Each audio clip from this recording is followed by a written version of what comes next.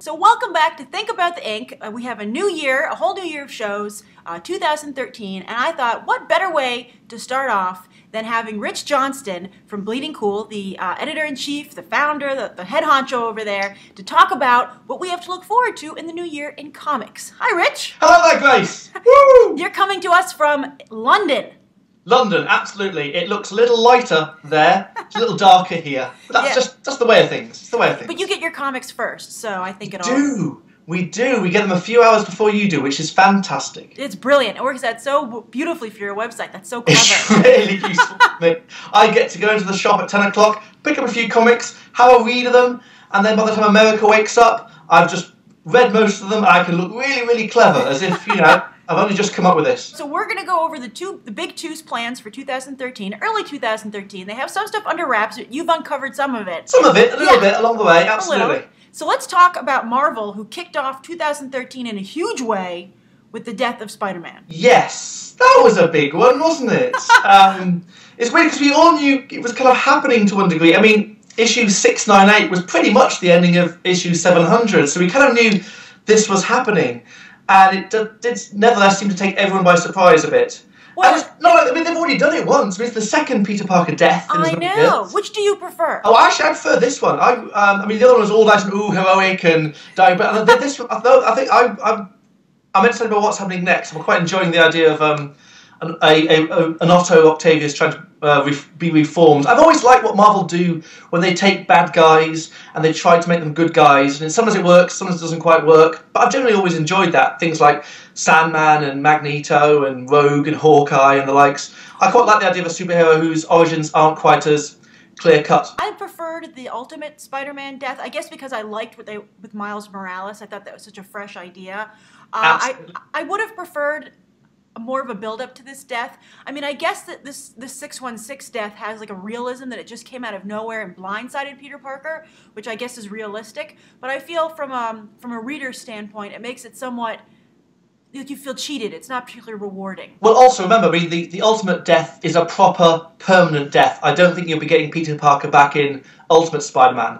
But I kind of get the feeling we will be getting Peter Parker back eventually in Marvel Universe. Which I feel is a cheat. Because I just think it's part of the story. It's just the way it goes. Well, also, and Sony will never let it happen. They've got another amazing Spider-Man film to make. You know, it's not so much that Sony won't let it happen, but Marvel will probably want to have a Peter Parker Spider-Man as a comic book for when the next movie comes out. And also, I did like some of the dark things that started to come out. I liked Otto Octavius trying to hook up with Mary Jane.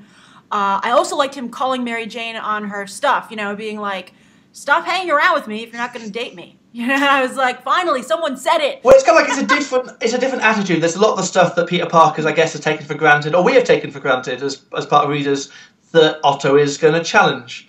Yeah. And again, that should be quite fun too. I mean, this is one of the nice things. Dan Slott is a writer who thinks these things through. That's true. All the various implications of stuff, and this has been a long story. He's been planning it for years now, and he's clearly got a whole load of things that he wants to do, and they're all lined up, and he'll be going through them one by one by one. That's great. There's an awful lot that he's been planning since issue 600. Well, speaking of comic books correlating with the movies, you know, Guardians of the Galaxy is going to be relaunched with a really powerful creative team from Marvel. Do you think that, you know, this will be the fourth time, I think, you know, with the but this is the first time after there's a movie on the horizons, and that always makes a difference. I think so. It's one of those things, suddenly people start to get interested and excited because movies validate comics in some ways.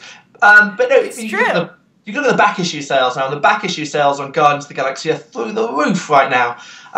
Seriously, I can go through my boxes in my shed. I'm really picking out some old Guardians of the Galaxies and putting them on eBay fairly soon, I think, because some stuff that I'll have bought for 25 cents, 50 cents, I can now just flip for $10 each, and that could be quite handy. But do you think that those stories are relevant? Because it's pretty clear that, like, Bendis is reinventing the team. I mean, they're really definitely reinventing Star-Lord. Oh, absolutely. And all of them, they're going to be... I mean, he's been showing us a little bit of the way with things like Avengers Assemble. We've seen, I guess, a glimpse of the kind of approach he's taking. So I'll be looking forward to see more of that, certainly.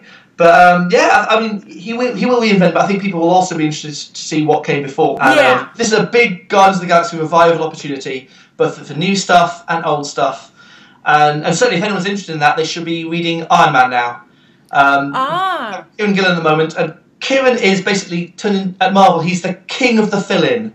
If there's a point A where the book is and a point B where the book needs to be for Marvel editorial, Kieran will fill in that gap the most entertaining way possible. He's done that so many books now, and he talks about like Journey into Mystery, which was basically a fill-in how to get from Siege to Fear itself, and he turned it into my favourite Marvel comic. He's fantastic, and I've been saying that he summed up AVX brilliantly to the point where you don't need to read AVX, you can just read AVX Consequences and you're good. And now that's what he's doing in Iron Man. It's basically, we have Iron Man, we need to get into Iron Man who is in Guardians of the Galaxy. Yeah, well that's interesting. And it's great. I'm excited for Bendis, and I think it's interesting to see Bendis move over to X-Men and see the Avengers become not the focal point of the Marvel Universe anymore. Absolutely. Well, I mean, or are they? I mean, is Robert Downey Jr. going to be in Guardians of the Galaxy? That's the thing, I don't know. It would make sense. Feels like, the comics owners do this stuff. The comics know a little bit of the way the films are going, and they'll want to have some kind of... Yeah, they'll have some kind of joining everything all together. Guardians of the Galaxy will not exist on its own. He'll at least make a cameo. There'll be something there. There'll be something there, certainly. So the other big Marvel thing that they have planned is their first big crossover. Speaking of space and potentially movies, the Age of Ultron. Absolutely. Now, that's been planned for quite some time. I remember the adverts saying, 2010, Age of Ultron, and no, didn't happen. Coming a little later to a comic book near you. At one point, they did this big map of like what the Marvel future, little glimpses of the Marvel future would be, and at the end of it was Age of Ultron, and it should have been a bit sooner. Things suddenly Avengers vs. X-Men kind of was conjured up, and it got plonked right in the middle. Well, I think that makes sense. That was just too good an idea to shelve. And absolutely. I think it fed into the Avengers mania. But I feel like Age of Ultron is clearly, like building on Age of Apocalypse. But it's not an alternate reality, I don't believe. I guess it's looking some kind of future. Is it an alternate reality? I don't know. I mean, I would look forward to see. I don't know yet. It looks like it's futuristic, so it could be the future, or it could be an alternate future, or it could be just a thing. It could be now. I don't know yet. I don't know everything. I try. I do my best, Grace. I really do, but I don't know everything. Well, hey, you're ahead of everyone else. But I get nervous because I feel like Marvel has tried to duplicate their Age of Apocalypse success with no success. I have not really enjoyed any of their big, even Avengers vs. X-Men was a great idea and great stuff came out of it. But the event itself was lacking, and of course, Fear itself was like actually an embarrassment for the company. But Age of Apocalypse... And they know it as well. I talked to the executives there. They really? weren't too happy either. Yeah, so I don't know. It's interesting to see where that will go. Well, Age of Ultron is a 10-parter in the main book, and then they're going to be in spin-offs in like the Fantastic Four and Avengers and all those books. Really? But I think it's weekly, isn't it? I mean, aren't they doing like... It's coming out quite fast, certainly. And this is a spring event. That's very unusual. Oh, that's the other thing. They've got more things. That's the other thing to remember. This is Marvel. They've got more big things this year. Well, don't just be fooled. Oh, it's Age of Ultron, that'll be it. Oh, no. There'll be other stuff coming. Do you think Ultron will maybe show up, maybe this is a plan for the cinematic universe? Because they have an Ant-Man movie coming up. That's right. Well, they know some of the things that are being talked about by the movie people. Yeah. And they may try and reflect those in their comics as much as they can. But I remember when I was talking to someone at Marvel, after I'd just seen the Avengers movie, and I was talking about the Battle Scars comic. It was like having Agent Coulson in it. I said, well, that's unfortunate, because see what's just happened in the film. They went, why? What's happened in the film? Oh, you just thought it for me, Richard. It's like, didn't you know? How can I have seen that? Or you guys have seen that? And it's crazy. So, they know some stuff, but there's lots of stuff they just don't know. It's really bizarre, because I think Marvel is the best in syncing it up. I mean, Kevin Feige made it onto your top 10 creators because of that reason, because they're so well synced up. But over at DC, let's switch to DC now, they're not at all synced up with their cinematic universe. Not yet. I mean, Thomas Tull is the guy to watch there at Legendary, basically, because he's made a success out of the Batman movies and has now got Man of Steel. And I could quite easily see Warner saying, let's just give everything to Legendary and let them make the Justice League movie. Let them make the next Batman movie. Really? I mean, it feels like it would make sense if they treat Thomas like the way that Marvel treat Kevin, and then Thomas brings in the talent that way. But is that a conflict of interest with Legendary's own comic book line that they're launching? I've read some bits I have liked, some bits I haven't liked. I mean, I loved Holy Terror. I may have been alone in that, I'm not sure. But I loved Holy Terror. The more recent stuff, not as much, but they've got a lot of ambition. They've got a lot of good names. They've got a lot of goodwill, and they've got a lot of money. And they make good movies. Pacific Rim is theirs. Absolutely. Of course, some good, some not. So again, that can be personal taste. So that's interesting. That's a good person to watch. So of course, I think speaking of Man of Steel, that's I think the biggest thing that DC has coming up. Their new Man of Steel book. That's what you thought was very exciting for 2013. The Scott Snyder Jim Lee Man of Steel book. Now, not officially called Man of Steel yet. Yes. Who knows what it's called? It's going to be called. We all know it's for the movie. It's all. They're like, I think Warner Brothers is right to be sweating it out over Man of Steel. I think this is a tough sell. Yes, because the last Superman... Remember, the last Superman movie, it did quite well financially. It's just critically it got a bit of a drubbing. And I think they don't want that this time. I mean, they've got good people behind it. I think the hype machine will work quite well. I think they could absolutely pull this one out of the bag. The trailers, I thought, looked grand. The fact that they, purely on a geek perspective, that they used the Grant Morrison lines from All-Star Superman, I'll join... They will join you in the sun thing. Oh, I was totally geeking out over that. So they got me. I'll be going. Well, the comics are. I mean, there's a lot of lines from The Dark Knight that show up in Scott Snyder's Death of the Family. There's a lot of stuff. Scott is absolutely just going through all of Batman's greatest hits and picking bits from here and picking not just the comic, but the movie. I mean, there are Heath Ledger lines that are showing up.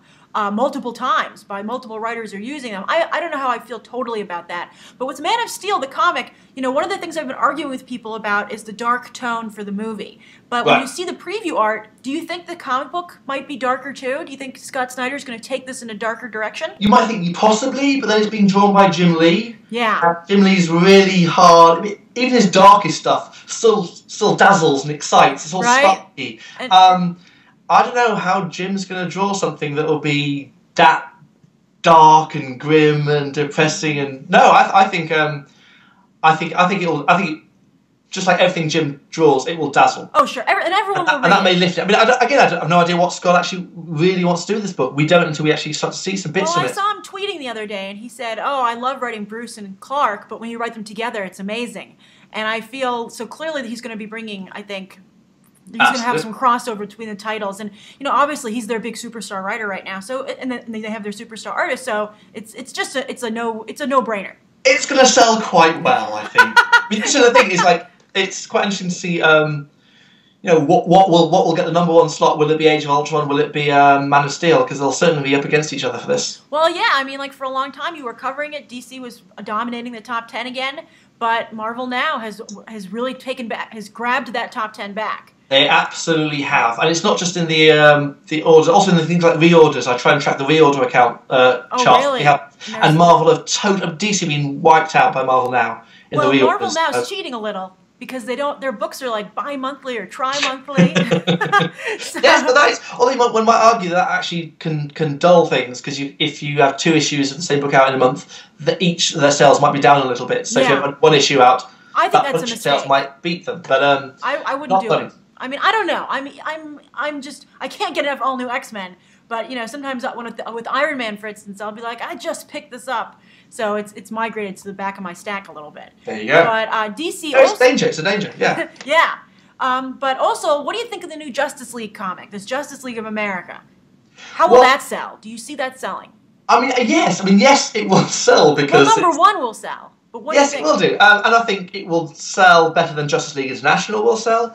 I'm looking forward to. It looks like it might be a bit more political book as well. And hopefully, you'll be able to do like a sun and moon thing, a yin and yang thing with the 2 Justice League books. One that's very government mandated and government controlled, government pushing, and the other which is far more free will and liberal. I'd be interested to see that kind of back and forth going. Well, also, what do you think they're going to do with Steve Trevor? I mean, like Steve Trevor. They have plans. Clearly, they have plans. Yeah. Integral character. He's the one character, I guess, who's going to be crossing over between the books more than anybody else. I don't know what they're going to be doing with him.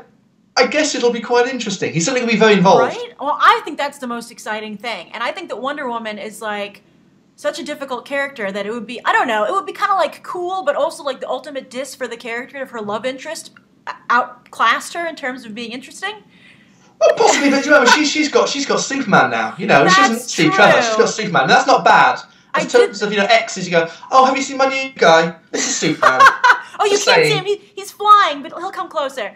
That's funny. I did like their date in the last Justice League issue when she tried the glasses on. That was the first time that I saw a glimmer of hope in their relationship. Yeah, although I have to think, what has she been doing for the last 5 years that she's never been to a restaurant? Right? Really? What have you been doing with yourself, woman? Wonder Woman eats alone in the park. It's so sad. Like every other working woman. That's the way it goes. But, you know, she seems happy. She seems happy. Let's go with that. So the other big thing about DC is news that you broke that DC still hasn't confirmed, which is their next Villains Month, or whatever it will be. Yes, because Death of a Family has been so big for them, they're going to do almost like a villain Joker-esque titled universe-wide crossover. Well, there's something I don't even know. So tell us what you know. Not much of a crossover. What I know is that a number of books are basically, I think it's going to be all the books for 1 month. Are going to be specifically focused on a new big villain story and switching villains that the characters might not have previously encountered or haven't been traditionally associated with the books. So it's a little bit like the old Marvel Acts of Vengeance thing. But I think it's going to be more of a thematic crossover rather than any kind of, we are the villains, we're all going to get together and fight the heroes. It's more like introducing either a new villain or a different villain to that character's rogue gallery, as it were. Well, and there'll be a batch of them coming through, and that'll be quite entertaining. And again, it's more of a way just to get individual attention to the individual books, I think. A little bit like the Zero issue crossovers. Because they were not a crossover per se, but it was kind of like a thematic feel for the entire month. It's all going to be origin issues. That's very smart, because the thing is that with the New 52, the big focus was it's new, it's a relaunch, it's a reimagining of so much stuff, and so the question is, how do you keep that interest going? And so I guess you're right. There's like villains that have not been addressed, or there aren't, haven't been reinvented yet. So I think that'll be interesting. I think the Zero issues were good, but the problem was that it was back in time. But these will be in continuity, right? Absolutely. They'll all be in the present, apart from Batman, and that's the Riddler, and that's going to be the early days of Batman. They're going back to his early days. So we'll be seeing an early Batman and an early Riddler, basically spinning off from what we saw in Batman issue 0. That's fascinating. So so that really is a direct Zero correlation to what you're saying. And I think that one was already planned, and now that's become part of Villains Month because it's Scott Snyder, and he can basically do whatever he wants. That's amazing. A little bit. He's got a little bit more room to experiment with, I think, than some of the others. But everybody else is, yes, it's like, here's your villain, tell us the story. So wrapping up, what do you think for 2013? What are you most excited about? Sandman Zero. Oh, yes! Neil Gaiman, J.H. Williams III's Sandman. It's a book that was planned years ago, and now it's kind of finally happening. And yeah, it's nostalgia, yes, but these are two comic creators who are the height of their abilities. I can't wait for that. I mean, there's loads of other things, but it's going to be nice for Vertigo because they're going to need that kind of seal of approval now that they don't have Karen Berger. Well, yes, absolutely. That's going to be a thing. Although, Shelley Bond's a wonderful person, and she's got so much. There's so much love for her and so much respect for her abilities, and she'll be great. And also, hopefully she can bring her hubby along because Philip Bond is one of my favourite artists as well, and I kind of hope that he might be able to get a bit more Vertigo work if he can, can lean on the old wife. Darling, please. Everybody else does it in comics. Why not? Exactly. I don't know. I love seeing using that, but I have got a lot of faith in Vertigo because I still think they've got a lot to do and they've got so much experience and there's still an awful lot of goodwill. What I'm interested to see is what Karen does next. Yes, that was my next question. You're a mind reader. She would have had a massive payoff from DC. She'd been there for so long as a high-powered executive. If I remember those contracts rightly, she's going to walk away with a lot of money. Wow. Do you think we'll hear from her in 2013? Or maybe she'll start preparing something. I would love, and I don't know, this is just purely off the top of my head and what a few people have said they'd like to see as well, without any basis in reality. Wouldn't it be lovely if she was to set up a publishing boutique in Manhattan, publishing comics or something along those lines from people that she likes and people who like her? Image is just transforming the industry. That yes, I welcome all the more, and also Boom, which you and I both work with. We've done bits. Yeah, I think that the small publishers they're just it's a great time to be a small publisher. Absolutely, and there's some interesting stuff being done by Ape and Action Lab and some of the digital stuff like Monkey Brain. There's a lot of interesting comics coming from an awful lot of people, and it's nice to see the kind of books that you would initially, like a decade ago, you'd have only expected to see coming from Vertigo. You're seeing a bunch of them coming from a bunch of publishers, and I think that's fantastic. So, Rich, thank you for joining me, and it's so much fun having you on the show that you're going to be more of a regular in 2013. Fantastic. So, excellent. So, everybody watching, if you have something you think that you'd like to hear Rich and I discuss, write it down below and let us know. If you have any ideas for other lighting effects that I can use for my hat, you shout. You never know what I might come up with. It's excellent. It's like Phantom of the Opera meets Disney's Haunted Mansion. I love it. Oh yeah, I'm going to take that. Can I use that as a quote? I like that. That becomes a quote. Excellent. All right, see you later. Bye. Bye.